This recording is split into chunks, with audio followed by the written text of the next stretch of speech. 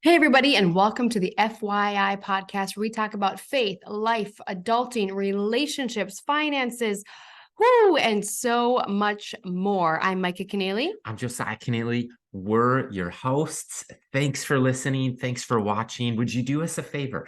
Man, we'd consider it a gift if you would subscribe wherever you're listening or watching. And if you'd share this with someone that you care about, maybe your small group or a friend, a roommate, your people, your squad, be sure to share this. And we're diving in on a conversation about relationships today. I know that's Micah's favorite topic. Am I right? You're right. That's one of my favorite topics. Absolutely. But before we get started, let's take a look at the verse of the day. Josiah, you got the verse. For sure. This comes from Songs of Solomon. Also, some Bibles will read Song of Songs. Either way, chapter 3, verses 3 and 4, it asks the question, have you seen the one my heart loves? Scarcely had I passed them when I found the one my heart loves.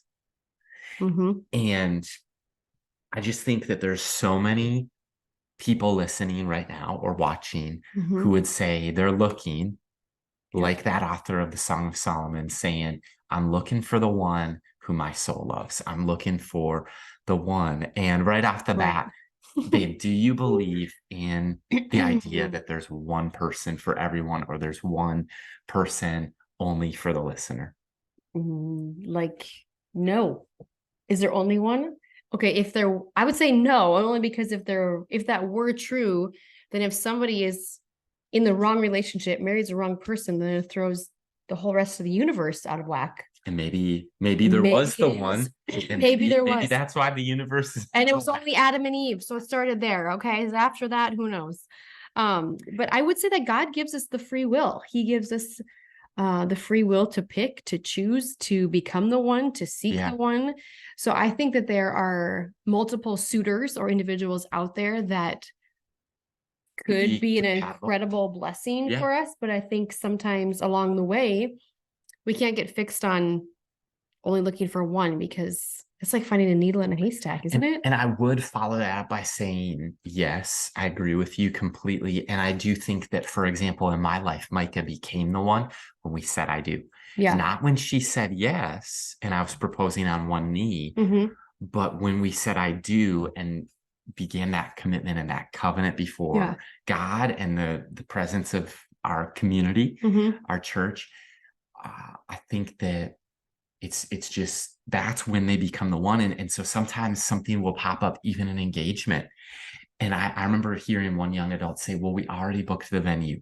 We already made the deposit. We've already got the dresses. We've already got our bridal party selected. We're too far now to back out. And I'm like, oh, buddy, like the reality is if you're just engaged, you are not married. Well, I think Pastor Terry Parkman had shared this with me years ago when he was a mentor in my life back in North Dakota, and so many other young adults he'd speak into, and he'd say, you are single until you are married, until you're, even if you're walking down the aisle and you turn around before you say, I do, you are still single until you say, I do, in front of the congregation, consummate your marriage, make a covenant before the Lord. Like, you are still single. It would just be a breakup versus a divorce. Exactly. Up until that point. Like it'd be painful, and no breakup is fun, but for sure. But I also think of the young adult I met with yesterday. And after sharing stories about our life and just hearing about his faith and the journey God has him on, he just turns to me and he goes, I just want what you have. And I go, wow, because he was talking about a wife and kids, a family. And I remember being in that season in my 20s of asking all those questions. Why am I still single? Or does God have somebody for me? Is marriage, is parenting, are those things out there? And I would just say to the listener that God has not given you dreams and desires to tease you. He's really not playing games or toying with your heart. And we're going to dive into today's question and topic, which the question came in, what are a few of the things that we should know before we get married? They might have asked it this way. What are the few of the things that you wish you knew before you got married? Micah and I are going to unpack 6 of the things you should know before you say I do. And these are no particular order, just so you know that. It's kind of that whole, have you ever seen that Ready or Not, but the not is spelled KNOT, and it's like, ha, Ready or Not. Yeah, it's a Ready or book Not. too, I think, Yeah, isn't it? Yeah. for sure. Anyway, so we just gotta talk about 6 things today. And the first one is finances. Whether you're a believer listening or a non-believer, they say the number one cause of divorce is over finances, is over money, is who is going to handle the finances, who's going to balance a checkbook, who's going to have access to everything, or how are we going to spend our money? What is important to us? And do we save? Do we spend? Are we earning anything in that process? Beginning with the end in mind in this, and we look at how will you handle the finances, who will pay the bills? Because usually one of the bigger things we talk about a lot in our marriage mentoring, because we've married 10 to 12 different couples throughout the last 5 to 6 years. And we talk about finances and being honest with finances, even in the dating, or if you're on the brink of engagement or you're really serious, is to say, okay, how much debt are you in? Do you have a credit card? Are you in credit card financial ruins? Are you in chiropractic school? And are you in debt 100 grand at age 26? Like, what do your finances look like? And I would say, even in the dating process, Josiah, I would even say in our relationship, you were very wise with money. You would spend it. You would, on our dates, you would court me, I should say, more or less. You would buy coffee and all that kind of stuff. And I remember saying to him, this was probably maybe a year into dating, or maybe 6 months to a year into dating. And I finally told him, I was like, you do not have to take us out or take me out for supper once a week to spend $20 to $60, depending where we went, on fun and food, because we can make fun out of anything. I can make homemade things all the time in the kitchen.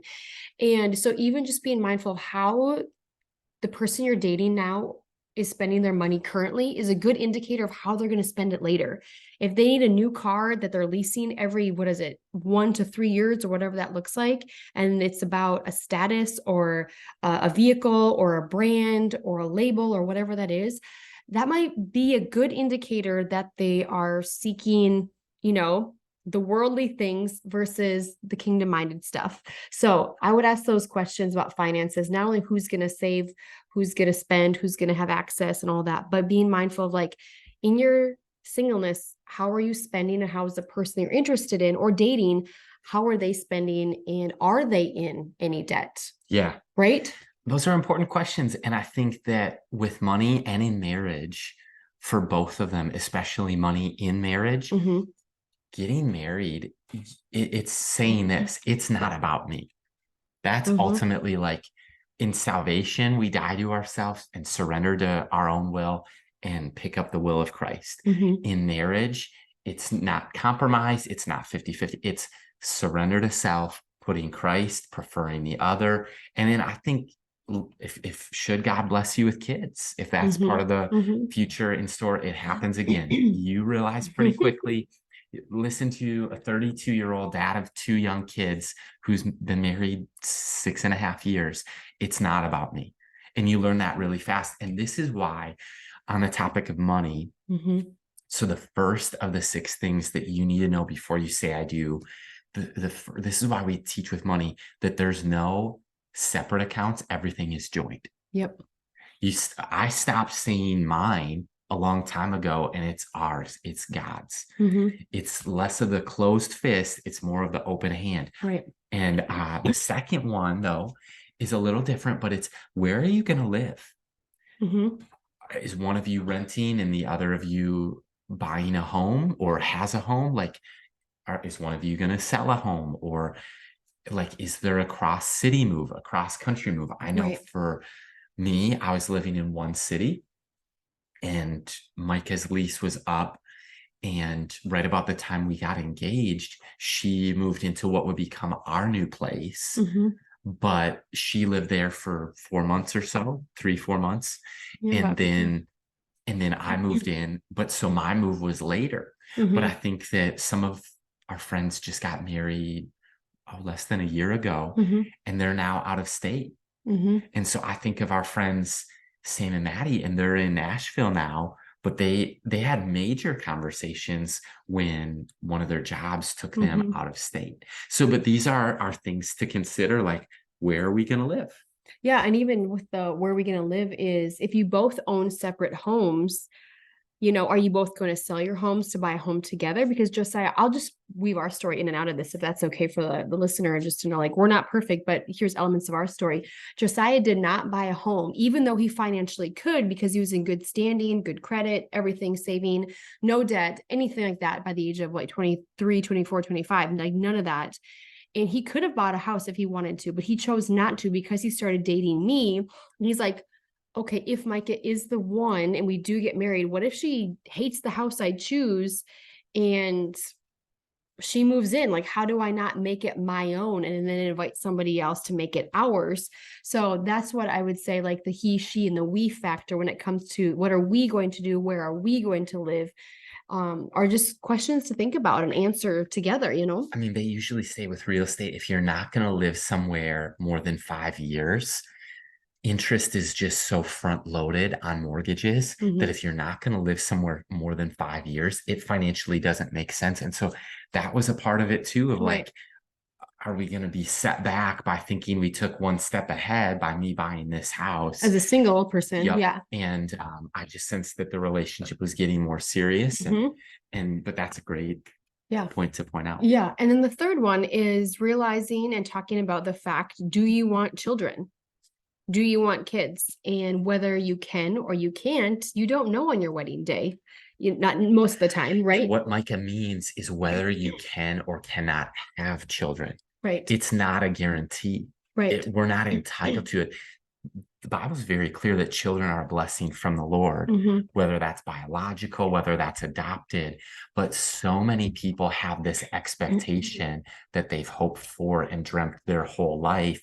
And I'm just careful not to promise things that God hasn't promised. Right. And we know many people who, whether it's infertility or whether it's one person does want kids and one person doesn't want kids, these are all things to talk about. Right. Because what a heartbreaking moment to enter marriage, to be a few years in, and one of you is expecting, okay, I think it's maybe time that we start having kids and thinking about family planning. And the other is like, yeah, I never wanted that. And we're scratching our heads going, you didn't talk about this in pre-marriage counseling or while you were dating. But I jumped in on your point. No. I think that's so good. And we talk about this when we do marriage mentoring with couples, is really to help them realize, like Josiah said, not everybody is guaranteed children. And if so, if both individuals, male and female, are saying, yes, we want to try to conceive children and they're successful, praise God, that's amazing. But if that's not in God's will, or you are physically not able to do that together, are you willing to have the conversations of fostering, of adopting? Are those things that you open adoption? Like, are those things that you're willing to do if you cannot, as a couple, biologically conceive your own children? And those are things to be mindful of. And sometimes you don't know the story that God has before you. I've had friends and family members have many miscarriages and loss in their family. And they said, if there's one more loss, I don't know if we can even try or desire to try again. But many of them have gotten pregnant, and it's having a child and losing a child is not a replacement plan. It is a body, a soul, a mind, a mom, a dad coming together and experience loss and grief. And we serve a miracle working God. For sure. Who in scripture opened wombs miraculously. Yeah.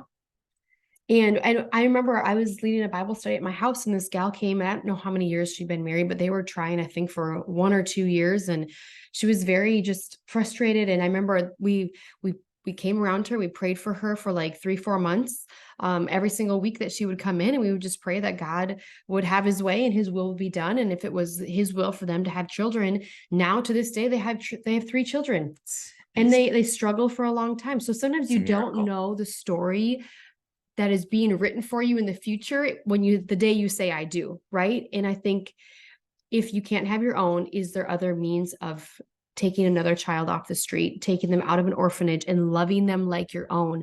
And if there's stepchildren involved, like those are all things to know, the people that you're dating and the past that they have. Do they have any children that they don't know, like you don't know about, that they do know about? Like, those are all conversations that should be had prior to proposal, prior to I do, and that will predict whether or not it's going to move forward. I mean, some of those factors, right? Totally. And I think that I just am reminded of going back to that conversation yesterday of maybe we take things for granted, and the things that we did pray and fast for, or the people in this case, like, I am married, I do have kids, and I don't take that for granted, but it's easy to in the stressful moments.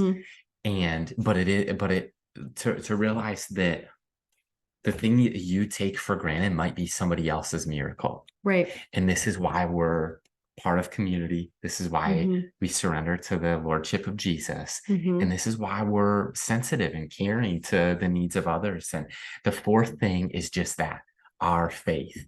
Faith is the biggest piece of our lives. So I would say it this way: do you both follow Jesus? Are you equally yoked? And I think we've gotten away from, not us, but I think our culture has gotten away from this message and replaced it with, do they make you happy? Right. And that's not the question that Jesus asks. Right. It's more, for, at least for a healthy Christian New Testament marriage, it's more about, are you equally yoked? And for somebody listening who doesn't even know that term, maybe they're just tuning in for the first time, Josiah, what would you say? How would you describe that to them? It's yoke does not have to do with eggs, right? Yeah. And it's not, it's more probably talking about like oxen and being connected together. Like, are you equally pursuing Christ? Yeah. Like, does your faith align? Yep. And I think that the faith is that intersection of our life, and it just doesn't seem to work. It's that whole, Oprah talks about this. I'm curious now. 1 in 2 couples who get married get divorced, but among couples who are equally yoked, they pray to Jesus together every day. 1 in 10,000 get divorced. What? Wrap your mind around that. That's a psychologist study that I heard Oprah Winfrey talk about, is that it's, in other words, what is the one habit that could save your marriage? Praying together, having your faith, being equally yoked. Yep. Having Jesus at the center of it all, right? There it is. And speaking, because marriage is God's idea. Right. Exactly. I'm passionate about that. He's very passionate about that. And I think one thing to keep in mind, whether you come from a single family home, a divorced home, parents that are still married, serving Jesus, not serving Jesus, family trees are messy, you guys. Jesus came from a messy family tree, and we can all say we've all come from a form of messy, right? And so just keeping in mind, like, who you marry is important, absolutely, but also the family that you marry into is important, meaning your in-laws, your sister-in-laws, your brother-in-laws, people that you're going to experience at every holiday, or maybe not every holiday, or what that is and looks like. So you don't only marry the person that you choose, you are marrying into their family. And so just having the in-law conversation, and just being mindful of, like, these are my in-laws. And I don't know. What do you have to say about that one? Because even if, let's just take it, you come from a family that is married to this day, and they are serving Jesus, and so does the person that you're going together with. Or Micah talked about brokenness entering family trees. Either way, to say it messy is one way. I think it's just another way to say it is different. Our families happen to be from different states. And that's just us, our marriage. But I think that you could have a family that was introverted. You could have a family that was extroverted. You could have one parent who's extroverted and one parent who's introverted. Just temperaments and personality. You could have the undershare. You could have the overshare. You can have the expectations become a thing when you're meeting your in-laws, or you're advocating for your family, and you need to realize that your family, the one that you came from, is just as important as the one you're marrying into, and that level of respect amongst your partner, does impact the in-laws, and does impact the family gatherings, and does impact how we do life and how we travel, or where we travel, who you're going to spend time with, and who you're going to spend holidays with. And one of the things that Micah and I have just arrived on, and we over communicated this right after we got married, is, hey, for the holidays this year, we've decided that if we're, assuming the invitation is to come to you, we're going to go to North Dakota on these holidays. Mm-hmm. We're going to be in Minnesota and spend these holidays. And then even now with our own kids, it's now discovering what are the family traditions that we do. Mm-hmm. But I think that it's really important to have some of those conversations, and here's why. Mm-hmm. Because you're managing expectations, you're managing emotions. And I think that it's really easy for in-laws to be misunderstood Mm-hmm. or for feelings to get hurt due to a preventable lack of communication. Yeah. And that's not to say that you're not going to say something stupid. I've done that. It's not to say that you're going to not ever hurt somebody's feelings, Mm-hmm. because I've done that. Mm-hmm. We're human beings, but you can communicate and just talk about that. The last one. Yep. Here we go. The 6 to recap. We're talking about 6 of the things to know before you say I do. The first was finances. Second is where you're going to live. Third is talking about kids and family planning. Fourth is family or faith. Sorry. Mm-hmm. Fifth was in-laws. And then the last one is delayed stress. Mm-hmm. And this is the concept of, look at it this way.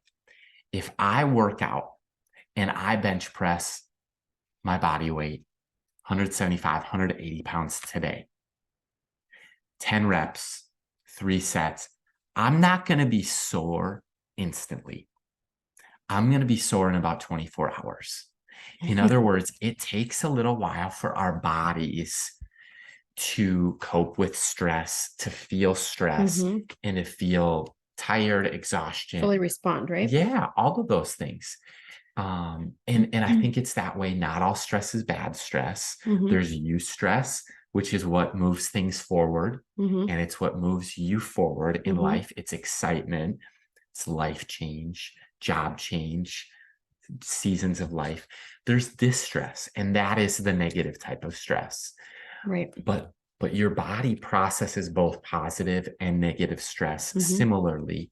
And with both, there's delayed stress. So you might get married in, let's just say, January. You might not feel some of the delayed effects of moving, getting married, changing jobs, etc. Wedding planning, engagement, You might not, honeymoon. Yeah, you might not. It's eustress, good stresses. But moving and getting married are such major life events that they tip the scales of stresses in psychology very highly. And you might not feel some of the delayed effects of some of that stress for 2 to 3 months. And so I think that that's just something important that you should know now, is you might feel great now. You might feel fine now, but it's a matter of, you might experience some delayed. Why am I tired? Why am I lethargic? Why does it feel like I just had an adrenaline crash? You did. Yeah. Well, I think even then that was more or less after wedding and engagement and everything, but there's seasons and there's life decisions leading up to certain chapters of our life, right? And it's what you do in those moments. So even when we were being marriage mentored, they had talked about this, and I'm so glad they did, because I'd never heard of delayed stress, never heard of it. So now anytime there's a big decision that we've made, or even just children, it's like, okay, there's a healing process. There's adjustment to one more into the family. Like, there's a form of delayed stress. And now I finally feel like we're in cadence 4 to 8 months later, like, whoa, this finally feels normal and a little more comfortable than it did on day 1.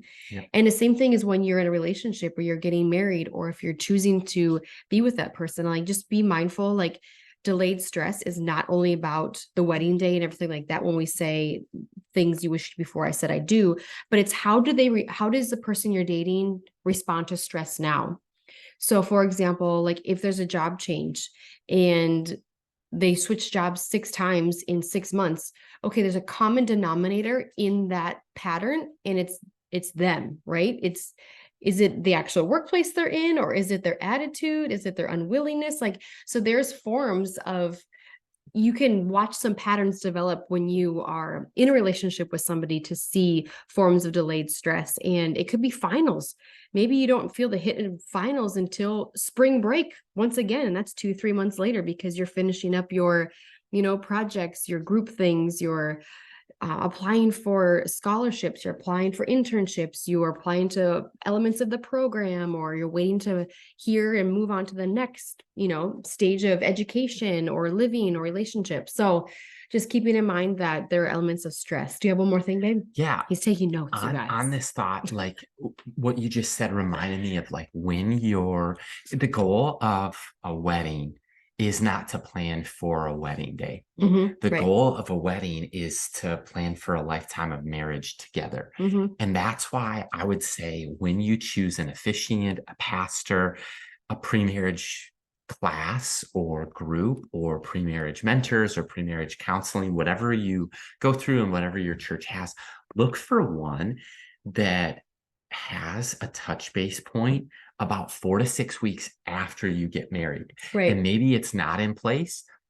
Just ask your pastor, ask your pre-marriage mentors, your facilitators, whoever it is, ask if you can get together about 4 to 6 weeks after you get married to work through some of the delayed stress, to have a touch base point of how are things going. So then you're not just planning for a wedding day, but you're planning for a lifetime together. And hey, here was a few things that are going great. Here's a few of the things that are stressful. Here's a few of the adjustments that we need some wise counsel on. And I just think that that's really important to look for, because you want to not just work on a great ceremony and reception. Right. You want to build a lifetime of marriage and memories together. That's right. So we just thank you so much for your question. Thank you for tuning in. This is the FYI podcast, and we will see you next week.